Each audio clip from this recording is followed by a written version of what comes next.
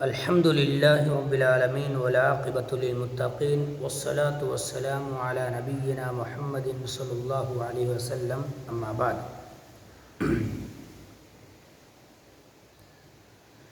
قال اللہ تبارک وتعالی فی کلامہ المجید وَلَوْ تَرَى إِذِ الْمُجْرِمُونَ نَاكِسُو رُؤُوسِهِمْ عِنْدَ رَبِّهِمْ رَبَّنَا أَبْصَرْنَا وَسَمِعْنَا فَارْجِعْنَا نَعْمَلْ صَالِحًا إِنَّا مُوقِنُونَ۔ محترم و مکرم سامعین کرام، الحمدللہ ہم اور آپ نے ماہ رمضان کو پایا۔ حتی الامکان ہم نے کوششیں یہ کی ہیں کہ روزوں کے ساتھ ساتھ فرائض اور سنن اور نوافل کا اہتمام بھی کیا، تراویح کا بھی الحمدللہ اہتمام کیا ہے، شب قدر کی تلاش میں لگے رہے۔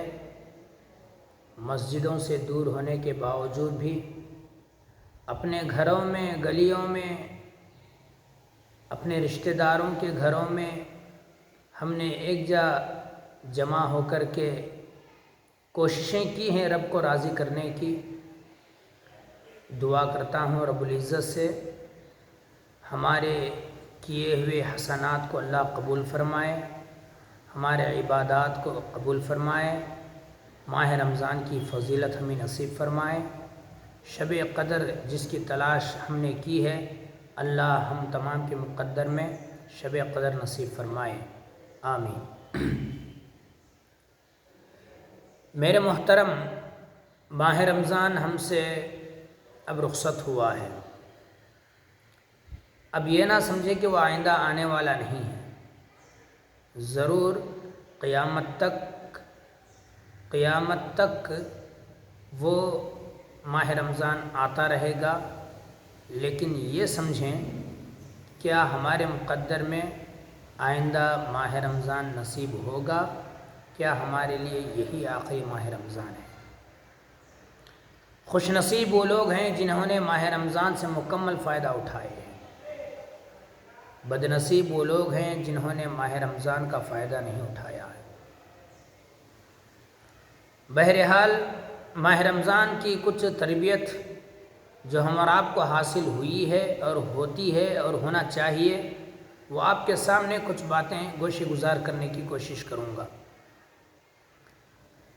سب سے پہلی بات ماہ رمضان کی تربیت کا حاصل یہ ہے کہ آدمی ماہ رمضان کے ختم ہونے پر تقوی شعار زندگی کا آغاز کریں، تقوی والی زندگی کی ابتدا کریں، کہ ماہ رمضان نے اس کو بہت سارے اسباق دے کر رخصت ہوا ہے۔ کچھ لوگوں کی سمجھ میں یہ آتا ہے ماہ رمضان ایک قید خانے کی طرح لوگ سمجھتے ہیں، جیسے قید خانے میں جکڑ دیا گیا تھا، وہ کسی قسم کے حرکات نہیں کر سکتا تھا، اب وہاں سے قید خانے سے جب وہ آزاد ہو جاتا ہے تو وہ سوچ لیتا ہے کہ اب میں جو کچھ بھی کروں کوئی گرفت نہیں ہوگی، اس لیے کہ میرے جو قید خانے کے داروغہ ہیں وہ بھی پہچان ہوئے، اس کے علاوہ مزید کچھ بڑے بڑے لوگوں سے ملاقات ہوئی، انہوں نے مجھے رہا کرایا۔ یہ ماہ رمضان کو اس طرح نہ سمجھیں، کوئی قید خانہ نہیں ہے۔ ماہ رمضان نے تمہیں جو پابندیاں سکھائی ہیں، ماہ رمضان میں روزے رکھ کر کے آپ نے نمازوں کی پابندی کی ہے، روزوں کی پابندی کی ہے، اپنی زبان کی حفاظت کی ہے، اور یہاں تک کہ اپنے خواہشات کو آپ نے کنٹرول کر کے رکھا تھا۔ یہی سسٹم ماہ رمضان کے بعد ہم اور آپ کو ہونا چاہیے۔ اب آزاد ہو گئے ماہ رمضان سے، اس کا مطلب قید خانے سے آزاد ہو گیا، اللہ اکبر۔ ماہ رمضان کو قید خانہ جیسا نہ سمجھیں۔ ماہ رمضان بہت سارے اسباق ہمیں دیا ہے ایک تو یہ ہے کہ نمازوں کی پابندی کی تعلیم ماہ رمضان نے دیا ہے۔ ماہ رمضان ہمیں وقت کی قدر سکھایا ہے۔ ماہ رمضان کے اختتام پر اکثر لوگوں کے دل میں اس چیز کا ایک شدید حساس ہوتا ہے کہ رمضان کا مہینہ آیا اور نکل گیا۔ بہت سے لوگ ماہ رمضان کے ختم ہونے پر افسوس اور ندامت کرتے ہیں، اے کاش کہ عبادت کا مہینہ اور بھی ہوتا تو کتنا اچھا تھا۔ عبادت میں مزہ، روزوں میں مزہ، اور یہاں تک کہ اللہ تعالیٰ کے ذکر و اذکار اور قرآن کی تلاوت میں مزہ جن لوگوں کو آیا ہے وہ کافی افسوس ہیں، بہت ندامت کا اظہار کرتے ہیں۔ ماہ رمضان ہم سے رخصت ہو چکا ہے۔ تو میرے بھائیو، ماہ رمضان سے جنہوں نے فائدہ اٹھایا وہ خوش نصیب لوگ ہیں، اور اس میں عبادات کا اہتمام بھی کیا ان لوگوں نے، کثرت کے ساتھ نوافل اور قرآن کی تلاوت کا، ذکر و اذکار کا اہتمام کیا ہے، دعا اور مناجات کرتے رہے، یہ بڑے خوش نصیب لوگ ہیں۔ ماہ رمضان سے وہ ندامت محسوس کرتے ہیں۔ اب دیکھیے، ماہ رمضان کے اختتام زندگی کی قدر ہمیں سمجھاتا ہے۔ اب یہاں سے ہم کس طریقے سے رہیں، کس طریقے سے ہم زندگی بسر کریں، اور 11 مہینے تک ہماری زندگی کیسے ہو۔ تو میرے بھائیو،